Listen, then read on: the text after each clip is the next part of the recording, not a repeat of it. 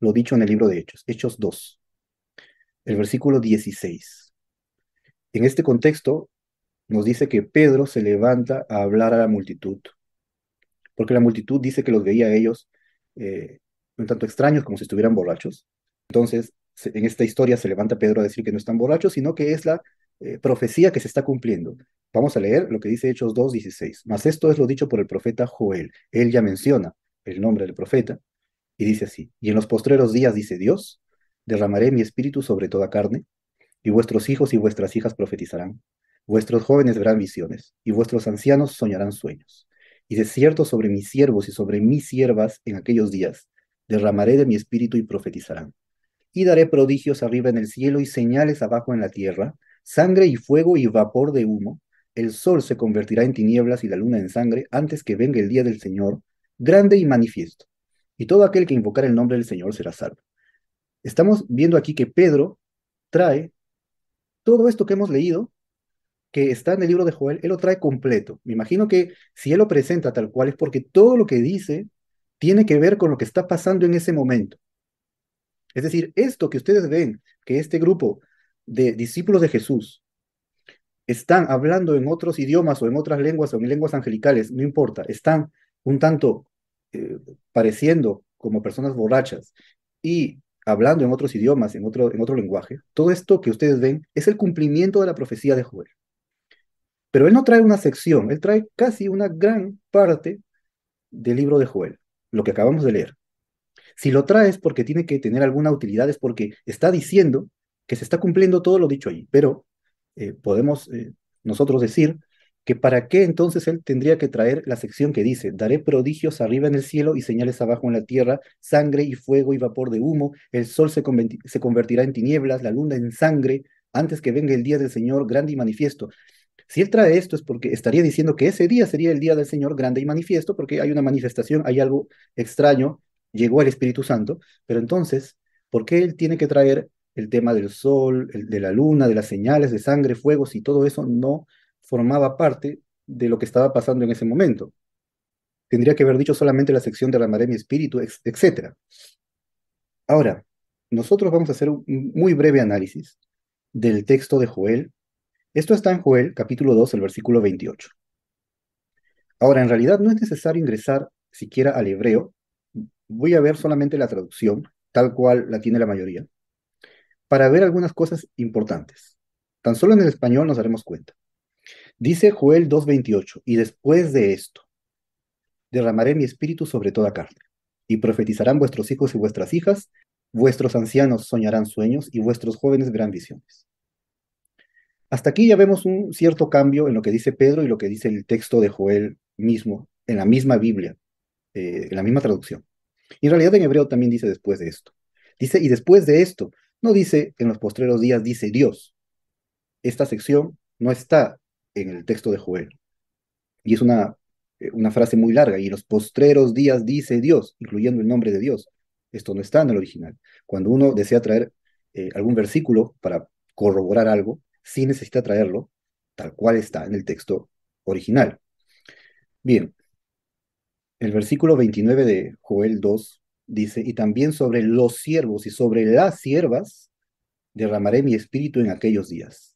Sin embargo, Pedro en el libro de Hechos dice: y de cierto sobre mis siervos y sobre mis siervas derramaré mi espíritu. Hay una gran diferencia en lo que dice Joel y lo que dice Pedro. Lo que dice Pedro es que mis siervos y mis siervas, que son las personas que sirven a Dios, entonces Dios derramará su espíritu. Pero el texto de Joel, que también está en hebreo, igual, dice sobre los siervos y sobre las siervas. No mis siervos que sirven a mí, diría Dios, no, sino los siervos en general. ¿Y a qué siervo se refiere? Nosotros sabemos que existe una ley en la Torá.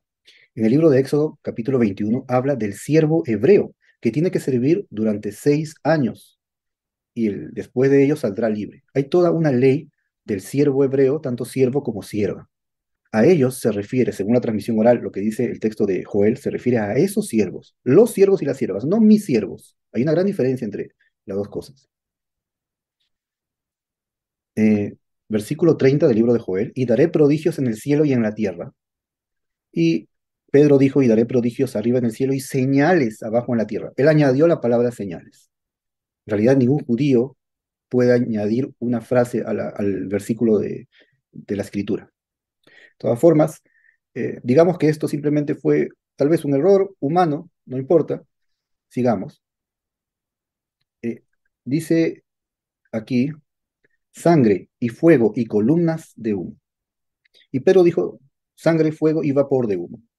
No es lo mismo el vapor que las columnas. Las columnas son algo más impresionante. Columnas de humo es que ese humo proviene de un fuego desde abajo muy intenso que hace que literalmente veamos como si fueran columnas de humo, no vapores de humo. El sol se convertirá en tinieblas y la luna en sangre antes que venga el día grande y espantoso de Hashem. Así dice en la traducción del texto a Joel. Pero Pedro dijo el día grande y manifiesto. No dijo espantoso, no dijo temible, como también se traduce.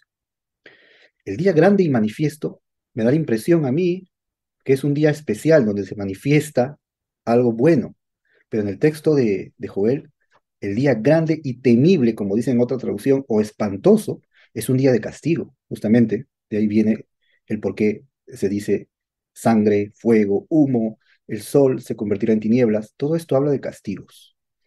Si Pedro dice que en ese momento se estaba cumpliendo la profecía de Joel, nosotros vemos, tan solo en la traducción, y también dice así en hebreo, por eso no era necesario traer ahora todo el texto en hebreo, estamos viendo una profecía de castigo. Es decir, claro que está hablando del derramamiento de mi espíritu, como eso veremos y explicaremos en un momento más adelante, pero aquí en esta sección habla de castigos. Entonces, ¿cómo él puede afirmar? Y recordemos que Pedro trae todo el pasaje. Si lo trae, es porque todo lo que dice tiene que ver con ese día. Y en ese día lo único que pasó fue que él predicó. Algunos creyeron en él, otros no creyeron en él, pero no hubo ningún castigo, ni tampoco guerras, ni sangre, ni el sol en ese momento se convirtió en tinieblas, ni la luna en sangre. No pasó absolutamente nada de ello, ni señales o prodigios, ni arriba ni abajo. Eso no pasó el día en que Pedro predicó. Entonces no está tan cierto, no es tan certero lo que Pedro está diciendo que se está cumpliendo una profecía o la profecía de Joel. No se está cumpliendo aquí tal como él lo está presentando. Y terminamos aquí en el versículo 32 diciendo, y todo aquel que invocar el nombre de Hashem será salvo, porque en el monte Sión y en Jerusalén habrá salvación. Esta sección no lo trae Pedro, pero acá termina el profeta diciendo, ¿por qué? ¿Por qué será salvo? Porque en el monte de Sión y en Jerusalén habrá salvación, como ha dicho Hashem, y entre el remanente al cual él habrá llamado. ¿Por qué esta sección Pedro no lo trae? Si él está trayendo eh, prácticamente una sección entera. Pero aquí Pedro corta el versículo, no lo trae más. Y se está cortando el contexto del profeta. Acá dice, todo aquel que invocare en el futuro, todo aquel que invocare el nombre de Hashem en el futuro será salvo. ¿Por qué? Porque en el monte de Sion y Jerusalén habrá salvación. Habrá no ahora, habrá en el futuro salvación, como ha dicho Hashem. ¿Dónde lo dijo? Hay otras profecías que hablan con respecto a lo que pasará con Sion y Jerusalén. Y entre el remanente, ¿cuál es este remanente? ¿De qué estamos hablando? Sin olvidar que un versículo anterior habla de castigos. Y un poco más atrás habla del derramamiento del espíritu, derramaré mi espíritu. Todo esto obviamente lo analizaremos en un momento más adelante. Pero ¿cuál es el contexto del propio libro de Joel? Si vemos un poco más atrás, en Joel capítulo 2 versículo 23, allí comienza un poco el tema. Vosotros también, hijos de Sión, alegraos y gozaos, dice aquí. Aquí el profeta está trayendo un anuncio de alegría a los hijos de Sión. Y el versículo 26, desde el versículo 23 hasta el 26, trae muchas cosas buenas, muchas bendiciones que vendrán sobre el pueblo. Y luego dice el 26, comeréis hasta saciaros y alabaréis el nombre de Hashem, vuestro Dios, el cual hizo maravillas con vosotros. Y nunca jamás será mi pueblo avergonzado. Es decir, se está anunciando que en ese momento que vendrán estas bendiciones, ustedes van a alabar al Eterno, porque nunca más mi pueblo será avergonzado. Sigue diciendo el versículo 27. Y conoceréis que en medio de Israel estoy yo, y que yo soy Hashem vuestro Dios, y no hay otro. Ustedes, todo el pueblo, entenderán que yo soy el Eterno y no hay otro, y mi pueblo nunca jamás será avergonzado. Otra vez, no habrá a partir de ese momento en adelante ninguna otra vergüenza para el pueblo de Israel. Y a continuación de ello, dice, y después de esto, de este acontecimiento en el cual el Eterno traerá bendiciones sobre el pueblo, y a partir de ese entonces, el pueblo de Israel no será avergonzado nunca, sino que todos sabrán que Él es el único, Él no hay otro. Después de esto, derramaré mi espíritu sobre toda carne. Entonces aquí vemos que la profecía sí se refiere al futuro en el cual el Eterno traerá bendiciones sobre el pueblo de Israel, y a partir de ese momento, que es la redención final que todos los profetas anuncian, que veremos eso en otro estudio, a partir de ese momento el pueblo de Israel ya no será avergonzado de allí en adelante, nunca más. Y eso no es lo que pasa en la historia del libro de Hechos. Porque si fuera exactamente ese contexto, entonces a partir de lo que se cuenta en el libro de Hechos, el pueblo de Israel nunca hubiera sido avergonzado jamás. Y eso no pasó en la historia, al contrario, todo lo contrario. Hubo exilio y hubo muchas cosas muy difíciles. Pero después de eso, que el Eterno trae bendiciones y el pueblo de Israel sabe que solamente el Eterno bendito es uno y único, no hay otro. Después de esto, el Eterno dice, derramaré mi espíritu sobre toda carne.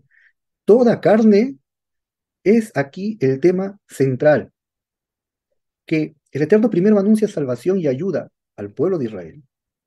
Y dice, y después de esto, derramaré mi espíritu sobre toda carne, se refiere a todos los seres humanos del planeta. Está hablando del momento final, donde habrá la redención final, y donde todos sabrán quién es el Todopoderoso, como dice en Isaías 11, y la tierra será llena del conocimiento del Eterno, como las aguas cubren el mar. ¿Cómo ellos conocerán?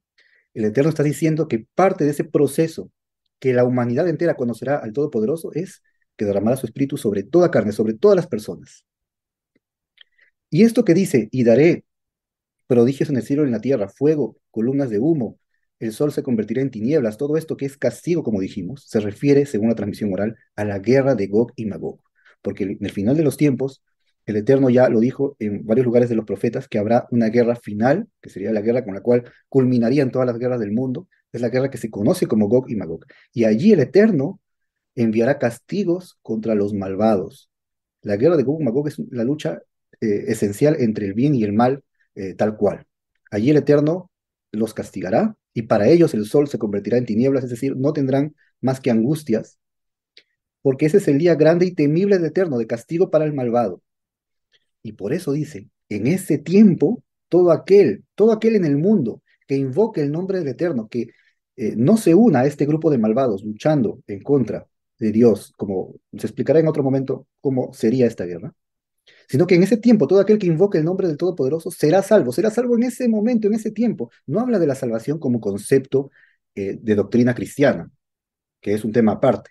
Habla de ser salvado de ese momento tan difícil. ¿Por qué? Porque en el monte de Sion y en Jerusalén habrá salvación. ¿Por qué? Porque allí habrá una guerra. Y para que haya salvación, tiene que haber salvación de algo que está difícil.